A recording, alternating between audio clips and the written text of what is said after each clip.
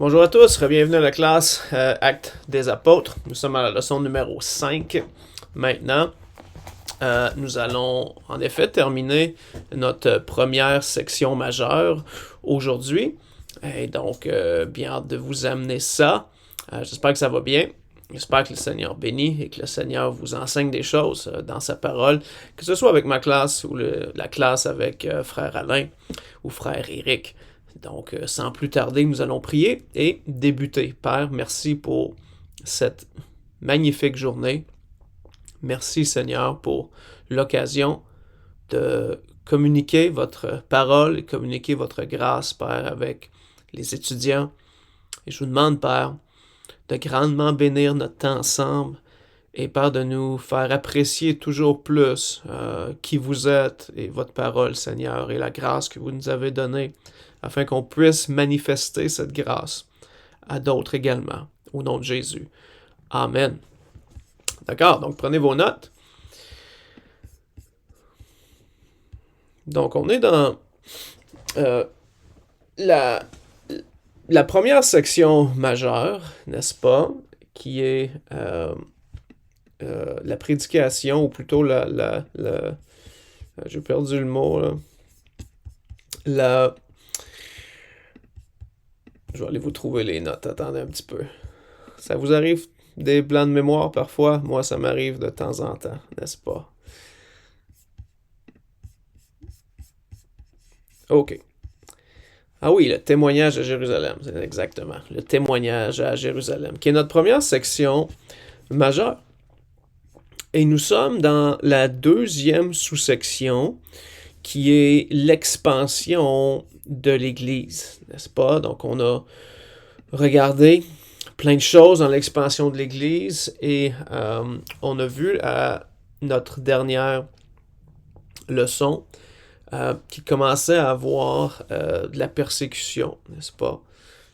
Et le Seigneur avait amené, n'est-ce pas, cette persécution-là afin de fortifier les croyants. Et on voit que la persécution qui était présente a fait que les disciples se sont unifiés dans la prière et ils ont demandé de pouvoir prêcher sa parole avec plus de hardiesse.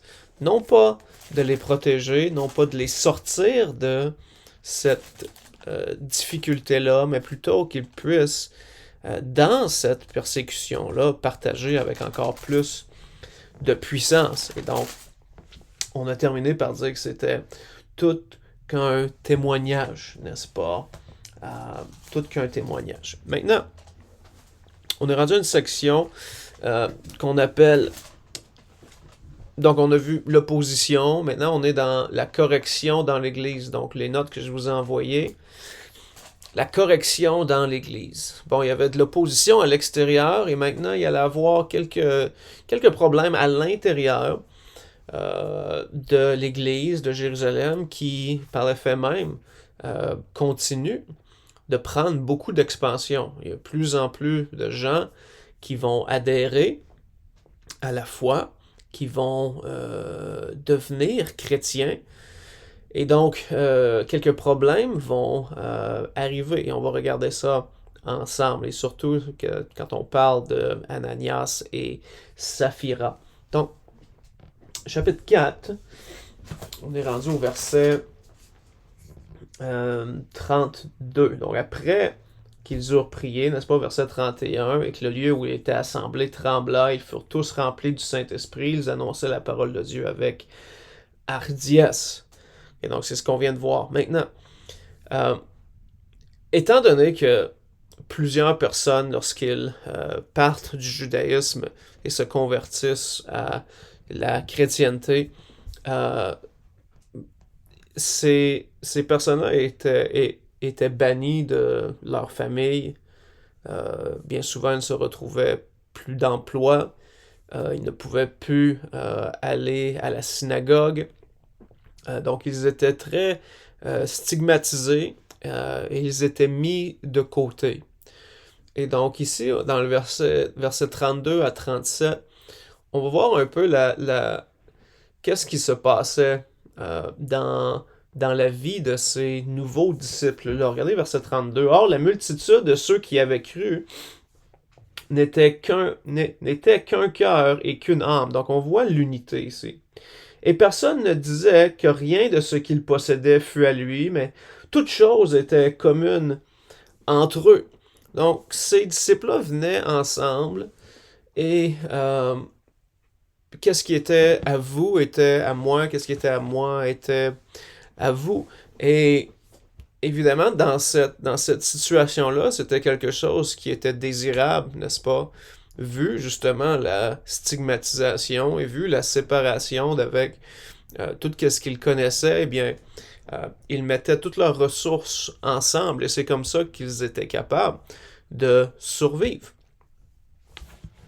Et verset 33 dit, les apôtres rendaient témoignage avec beaucoup de force. Donc, ils enseignaient avec beaucoup de force de la résurrection du Seigneur Jésus. Et une grande grâce était sur eux tous. Donc, évidemment, il y avait une puissance qui était évidente dans ce, on va l'appeler le mouvement, n'est-ce pas, dans ce nouveau mouvement-là de la chrétienté. Les apôtres rendaient témoignage avec beaucoup de force. Évidemment, ce qu'ils avaient vu, ce qu'ils avaient entendu, les avait tellement influencés que maintenant, avec le Saint-Esprit qui résidait en dedans d'eux, et ils étaient remplis du Saint-Esprit, donc ils pouvaient manifester ces choses avec grande puissance. Maintenant, c'est pour cela que Jésus avait dit, n'est-ce pas, de ne pas quitter Jérusalem jusqu'à ce que le Saint-Esprit soit descendu. Et regardez verset 34, car il n'y avait aucun indigent parmi eux, parce que tous ceux qui possédaient des terres ou des maisons les vendaient, et apportaient le prix de ce qu'ils avaient vendu. Ils le mettaient aux pieds des apôtres, et on le distribuait à chacun selon qu'il en avait besoin. Ainsi, Joseph, surnommé par les apôtres Barnabas, c'est-à-dire fils de consolation, lévite, et originaire de Cypre, ayant un champ, le vendit et en apporta le prix et le mit aux pieds des apôtres. Donc, qu'est-ce que Luc est en train de faire ici? Luc est en train de nous présenter la réalité de la majorité des disciples et de un en particulier qu'on va voir un petit peu plus loin également dans le livre des Actes, quelqu'un qui s'appelle Barnabas. Et on est introduit à Barnabas comme étant un homme qui avait à cœur la mission et qui était un homme d'un bon cœur, n'est-ce pas, et qui amène le prix de la vente de son champ et qui le met aux pieds des apôtres afin que ça puisse être distribué parmi tous les frères et toutes les sœurs qui sont présents. Maintenant, Luc nous mentionne ceci afin de faire un contraste avec qu'est-ce qui s'en vient au chapitre 5, avec l'événement de Ananias et Saphira. Donc, au chapitre 5, c'est la tromperie d'Ananias et Saphira. Regardez verset 1 du chapitre 5. Or, un homme nommé Ananias, avec Saphira, sa femme, vendit une possession. Donc, la même chose que Barnabas. Et il retint une part du prix. Oh, ici, on voit une différence. Barnabas amène tout qu'est-ce qu'il a reçu de la vente de son terrain, il l'amène au complet. Ici, Ananias et Saphira gardent une partie du prix. Et ça marque ici le concert avec sa femme, n'est-ce pas? Donc, c'était quelque chose qu'ils avaient pris comme décision ensemble. Et il emporta le reste et le mit aux pieds des apôtres. Mais Pierre lui dit, Ananias, pourquoi Satan s'est-il emparé de ton cœur que tu aies menti au Saint-Esprit et détourné une part du prix de la terre? Si tu l'eusses gardé, ne te demeurait-elle pas? Et l'ayant vendu, son prix n'était-il pas en ton pouvoir? Comment as-tu résolu cette action dans ton cœur? Le problème ici, ce n'était pas qu'Ananias et Saphira aient vendu une terre en voulant garder le profit de cette vente-là. Le problème ici, c'était qu'Ananias et Saphira ont fait assemblant de faire comme tous les autres disciples et comme Barnabas. Ils ont prétendu amener tout le prix de la terre, mais n'ont simplement amené une partie. Donc ils voulaient bien paraître. Et ils voulaient se présenter devant l'assemblée et paraître comme s'ils étaient autant généreux et comme s'ils avaient tout sacrifié pour les autres quand ce n'était pas le cas. Encore, le problème, ce n'est pas qu'ils ont vendu la terre et gardé le profit. Le problème, c'est qu'ils ont menti sur sur le prix de la vente. Et regardez ici, à la fin, ça dit, Pierre parle ici, pourquoi Satan s'est-il emparé de ton cœur?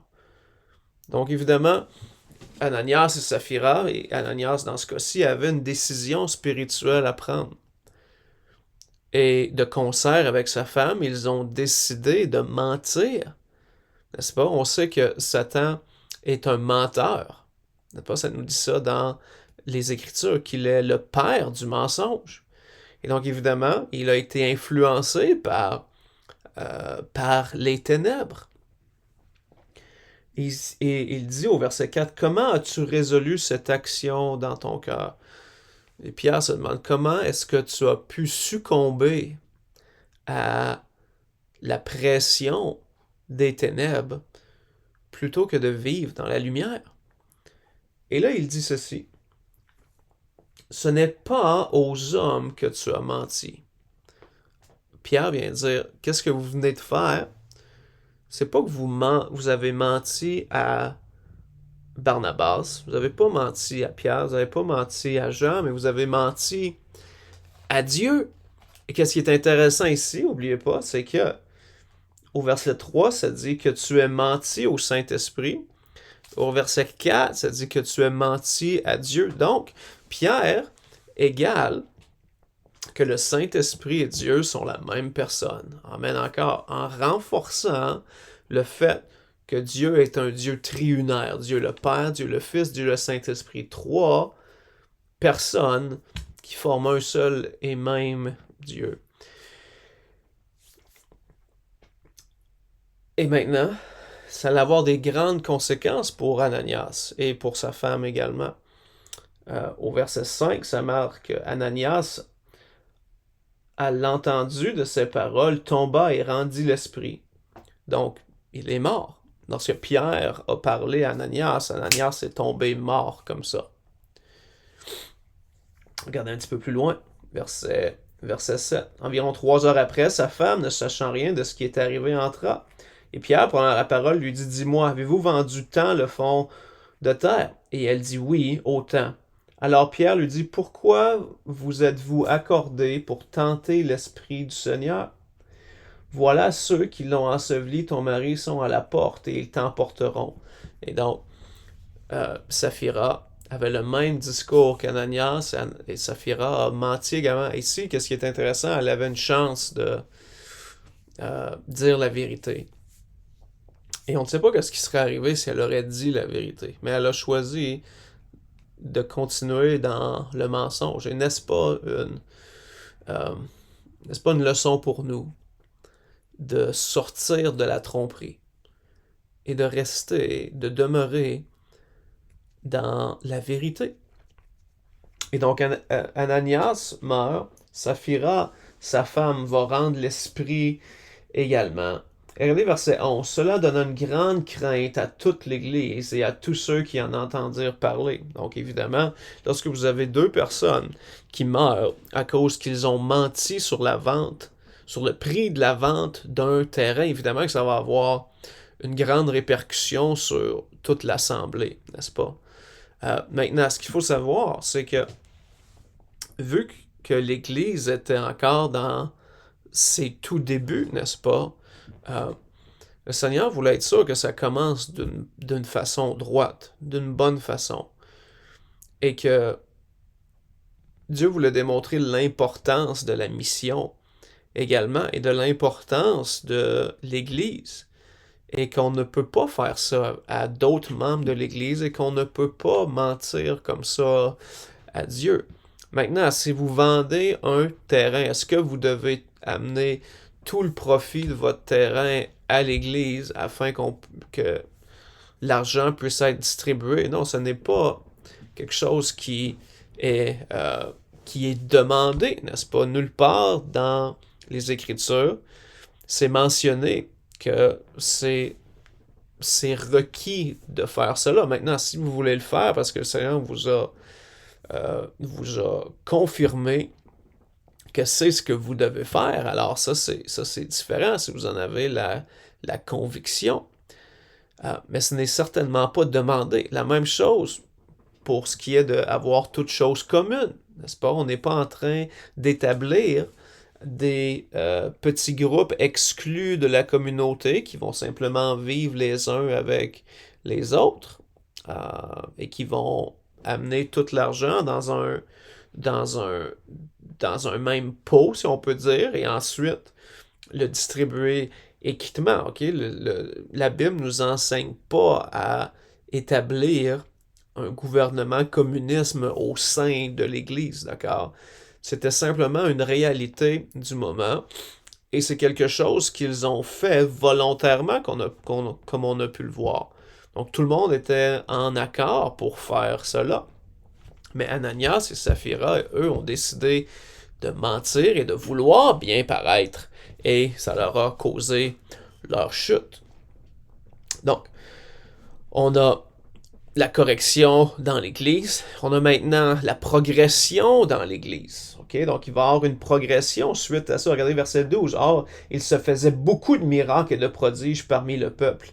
Par le moyen des apôtres, ils étaient tous d'un commun accord au portique de Salomon. Donc, les apôtres faisaient de plus en plus de miracles et ils établissaient leur authenticité et leur autorité avec le peuple. Et verset 14. Verset 13. Et aucun des autres n'osait se joindre à eux, mais le peuple leur donnait de grandes louanges. De plus, des multitudes d'hommes et de femmes, de ceux qui croyaient au Seigneur, étaient ajoutés à l'Église. Donc encore, l'expansion de l'Église est énorme ici. En sorte qu'on apportait les malades dans les rues et qu'on les mettait sur des lits et sur des grabats, afin que Pierre viendrait, son nombre du moins, couvrit quelques-uns d'entre eux. Le peuple des villages voisines venait aussi en foule à Jérusalem, apportant des malades et des hommes tourmentés par des esprits immondes, et tous étaient guéris. Donc ici, on voit que les apôtres avaient l'autorité du Seigneur Jésus-Christ pour pouvoir effectuer ces choses. Et qu'est-ce qui est mentionné ici, n'est-ce pas? Ce n'est pas tous les disciples qui avaient cette capacité-là de le faire, mais c'est marqué évidemment que les apôtres avaient cette autorité-là à le faire, comme Christ leur avait donné cette autorité à le faire. Ensuite, on va avoir une deuxième détention. Vous vous rappelez que deux apôtres avaient été mis en détention, n'est-ce pas, Pierre et Jean. Maintenant, il va y avoir une deuxième détention et une deuxième libération. Regardez verset 17. Alors le souverain sacrificateur et tous ceux qui étaient avec lui, lesquels formaient la secte des Sadducéens, se levèrent et furent remplis de jalousie. Et se saisissant des apôtres, ils les mirent dans la prison publique. Mais un ange du Seigneur ouvrit pendant la nuit les portes de la prison, et les ayant fait sortir, leur dit, allez, et vous tenant dans le temple, annoncez au peuple toutes les paroles de cette vie. Et ayant entendu cela, ils entrèrent dès le point du jour dans le temple, et ils y enseignaient. Cependant, le souverain sacrificateur et ceux qui étaient avec lui étant arrivés, ils assemblèrent le Sanhédrin et tout le conseil des anciens, des enfants d'Israël, et ils envoyèrent chercher les apôtres à la prison. Donc, les apôtres se font mettre en prison à cause de leur prédication. Un ange vient, ouvre la porte de la prison et leur dit « Allez prêcher dans le temple ». C'est ce qu'ils font exactement le lendemain, n'est-ce pas? Maintenant, ils vont avoir un interrogatoire un petit peu plus tard. Regardez verset 22. Mais quand les sergents y furent allés, ne les trouvèrent point dans la prison. Donc, ils se demandaient, ils étaient où? Et là, ils se sont fait dire, justement, qu'ils étaient en train de prêcher dans le temple. Et là, on va descendre jusqu'au verset 27. Et les ayant amenés, donc ayant amené les apôtres devant le Sanhédrin, ils les présentèrent. Et le souverain sacrificateur les interrogea. Et là, il dit, ne vous avons-nous pas défendu expressément d'enseigner en ce nom-là? Et vous avez rempli Jérusalem de votre doctrine. Et vous voulez faire retomber sur nous le sang de cet homme? Mais Pierre et les apôtres répondirent, il faut obéir à Dieu plutôt qu'aux hommes. Ça vous rappelle quelque chose, n'est-ce pas? Ils avaient dit exactement la même chose, mais ils avaient dit jugez selon vous. Donc il y avait... ces personnes-là avaient l'opportunité de contempler cette question-là. Est-ce que c'est mieux d'obéir à Dieu ou obéir aux hommes? Et maintenant, ici, Pierre répond à cette question-là. C'est mieux d'obéir à Dieu que d'obéir aux hommes. Et là, ensuite, ils vont être libérés, encore une fois. Et il va y avoir un homme ici, c'est assez intéressant comme discours, un homme qui s'appelle Gamaliel. Et Gamaliel, lui, va donner un avertissement. Regardez verset 34. Mais un pharisien nommé Gamaliel, docteur de la loi, honoré de tout le peuple, se levant dans le Sanhédrin, commanda qu'on fît retirer les apôtres pour un peu de temps. Et il leur dit, hommes israélites, prenez garde à ce que vous avez à faire à l'égard de ces gens. Donc il donne un avertissement ici. Faites attention à ce que vous allez faire avec ces gens-là. Car il y a quelque temps que Theudas s'éleva, se disant d'être quelque chose, auquel un nombre d'environ 400 hommes se joignit. Mais il fut tué, et tous ceux qui l'avaient cru furent dispersés et réduits à rien. Après lui, au temps du dénombrement, s'éleva Judas le Galiléen, qui attira à lui un grand peuple, mais il périt aussi, et tous ceux qui le crurent furent dispersés. Donc, Gamaliel est en train de redire différents événements avec différents meneurs charismatiques, n'est-ce pas, qui avaient réussi à amasser avec eux un certain entourage. Mais que ces deux personnes-là sont finalement morts et leur mouvement est mort avec la mort du meneur. Regardez verset 38. Je vous dis donc maintenant, ne poursuivez point ces gens-là et laissez-les aller. Et voici ce qu'il dit. Car si cette entreprise ou cette œuvre vient des hommes, elle sera détruite. Donc Gamaliel dit, si c'est comme les deux autres meneurs charismatiques et leur mouvement, si ça vient des hommes, ça va mourir par elle-même. Hein, ça va être détruit par elle-même. Mais regardez verset 39. Mais si elle vient de Dieu, donc si le mouvement que ces apôtres-là, d'accord, sont dedans, si ce mouvement-là vient de Dieu, vous ne pouvez le détruire. Et prenez garde qu'il ne se trouve que vous ayez fait la guerre à Dieu. Donc quel grand avertissement ici, n'est-ce pas? Gamaliel dit, si le mouvement des apôtres et leur nouvelle doctrine sur Jésus-Christ, si ce mouvement-là vient de Dieu et que vous leur en faites la guerre, eh bien, vous faites la guerre à Dieu. Et donc, je ferai très attention à ça. Et regardez la réponse. Et ils furent de son avis. Donc, ils ont ultimement été en accord avec ce que Gamaliel a dit. En parole, en tout cas. Et après avoir appelé les apôtres, et après les avoir fait fouetter, donc ils les ont fait fouetter un peu pour être sûr qu'ils reçoivent une leçon, ils leur défendirent de parler au nom de Jésus, et ils les laissèrent aller. Eux donc se retirèrent de devant le Sanhédrin, remplis de joie d'avoir été jugés dignes de souffrir des opprobres pour le nom de Jésus. Donc ici, ils disent qu'ils étaient contents. Contents d'avoir subi des opprobres, contents d'avoir été flagellés, d'avoir été amenés devant le Sanhédrin pour le nom de Jésus. Vous voyez comment que ces gens sont convaincus que Jésus est la vérité et la vie, n'est-ce pas? Il est le chemin, la vérité et la vie. Il n'y a aucun doute pour eux. ils ont passé 3 ans de leur vie avec Jésus. Ils ont vu qu'est-ce que Jésus était capable de faire, les nombreux miracles qu'il a fait, sa parole autoritative. Ils l'ont vu mourir sur une croix et ils l'ont vu ressusciter des morts. Et ils l'ont vu et entendu leur donner un grand mandat d'amener l'Évangile à toute la terre. Et c'est ce qu'ils sont en train de faire. Et ces gens-là sont convaincus. Et le mouvement ne mourra pas. Il ne sera pas un mouvement comme Judas le Galiléen. Et il ne sera pas un mouvement comme Theudas. Pourquoi? Parce que ce mouvement vient de Dieu et on ne peut détruire le mouvement de Dieu. On ne peut détruire l'Église, n'est-ce pas? C'est marqué dans Matthieu 16, n'est-ce pas? Que c'est Jésus-Christ qui a bâti son Église et les portes de l'enfer ne prévaudront point contre elle. On ne peut détruire l'œuvre que Jésus a implantée.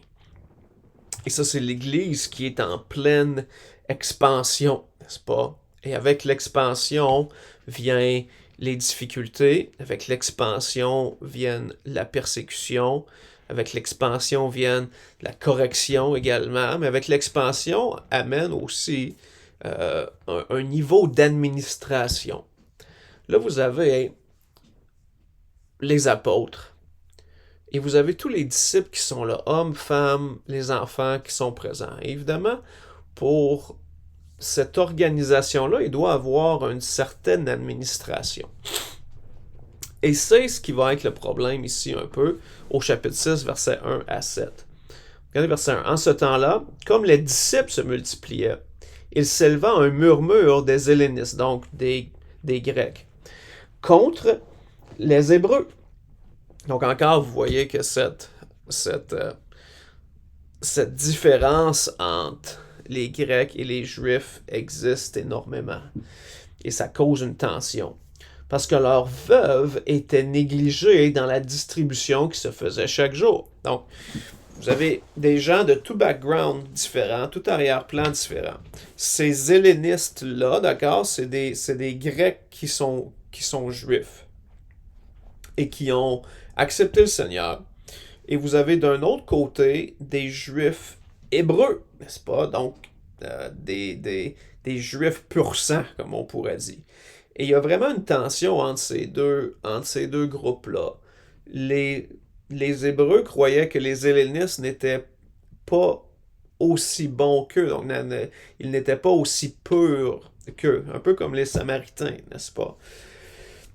Et donc ici, lorsque la distribution des vivres et des biens se faisait, les veuves hellénistes se sentaient méprisés et, comme c'est marqué ici, ils étaient négligés dans la distribution. C'est pourquoi les 12, verset 2, ayant convoqué la multitude des disciples, leur dirent: il ne convient pas que nous négligions la parole de Dieu pour le service des tables. Donc,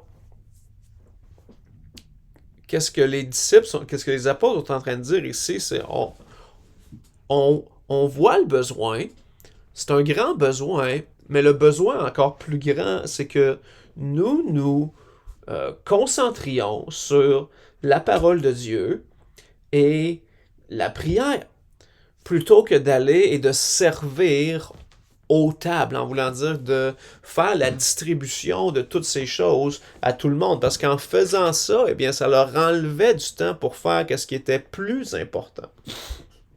Et donc, voici la solution.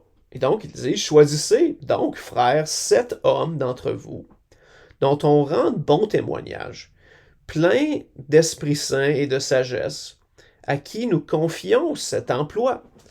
Donc, pour remédier à la situation ici, les apôtres disent: vous, la congrégation, vous allez choisir 7 hommes. Et voici les qualifications. Voici ce à quoi ces hommes doivent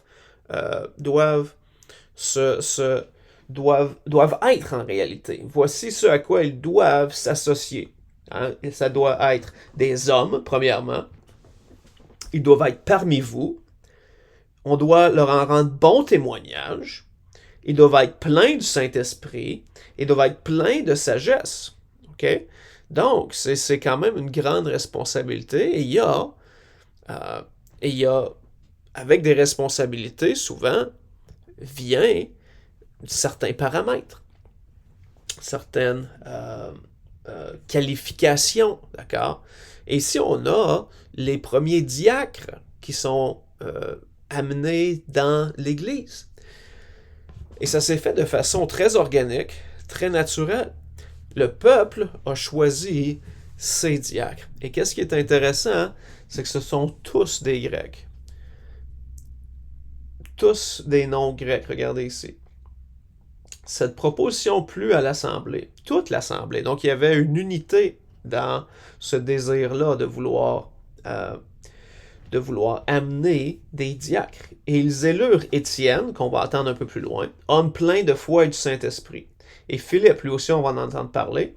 Et voici les autres qu'on n'entendra plus parler après le verset 5. Procor, Nicanor, Timon, Parménas et Nicolas, prosélyte d'Antioche. Donc, vous voyez ici, ces 7 hommes-là vont faire le ministère de diacre. Et un diacre, c'est simplement quelqu'un qui est au service de l'Église.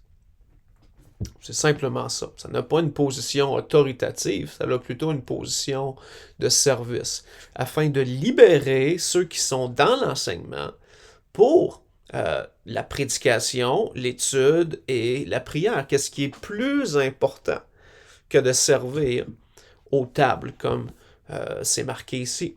Pas que servir aux tables, c'est pas important, mais c'est moins important que la prédication et la prière.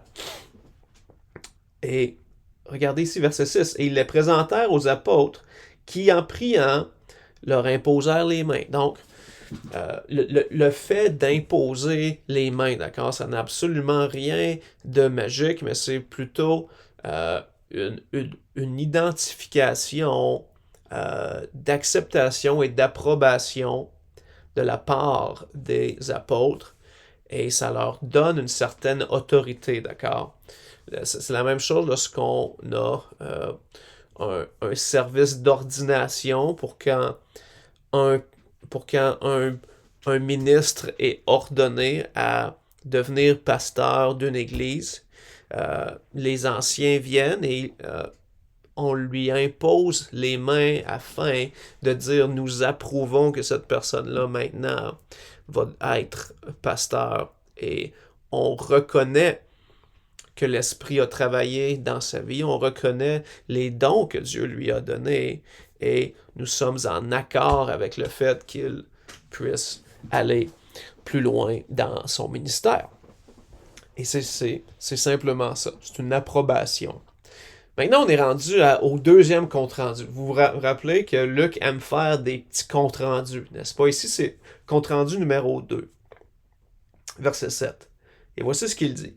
Et la parole de Dieu se répandait, et le nombre des disciples se multipliait beaucoup à Jérusalem.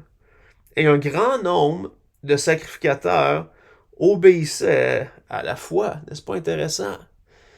La parole de Dieu avait tellement d'influence, était tellement puissante, et était prêchée et manifestée d'une façon exceptionnelle.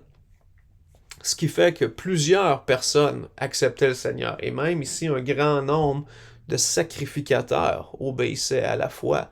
Donc la parole de l'Évangile est en train de percer même dans les personnes les plus religieuses, les plus adeptes du judaïsme. Et c'est ce que la parole de Dieu a comme puissance. Elle est capable de pénétrer, elle est capable de changer le cœur des gens et de n'importe qui. Amen. Et c'est là ici qu'on voit l'Église qui est en pleine expansion. Amen. Et quelle joie de voir que le Seigneur ici permette à l'Église de grandir de façon exponentielle comme ça ici. Oui, il y a de la persécution, oui, il y a des difficultés à l'interne, mais il y a tellement une belle unité d'esprit, une unité de but, et chacun a son rôle à jouer. Et les apôtres ont été libérés de la tâche de servir afin de se concentrer à la prédication de l'Évangile et à la prière. Et c'est là qu'on peut voir que, à cause de ça, eh bien, il y a de plus en plus de personnes qui sont converties. Amen. C'est ce qui conclut la première section majeure du livre des Actes, qu'on appelle le témoignage à Jérusalem. Et maintenant, la semaine prochaine, nous allons entrer dans le témoignage dans toute la Judée et la Samarie. Donc, on va voir maintenant que l'Évangile va prendre expansion plus loin que Jérusalem, surtout à cause du martyre d'Étienne. Étienne qui était un des diacres qui avait été nommé, n'est-ce pas? Donc, pour la semaine prochaine, j'aimerais que vous lisiez chapitre 6 à chapitre 8 du livre des Actes, d'accord? Donc, chapitre 6 et chapitre 7 et chapitre 8. Alors, passez une très belle fin de journée, que le Seigneur vous bénisse abondamment, et on se revoit la semaine prochaine, Dieu voulant. Allez, au revoir.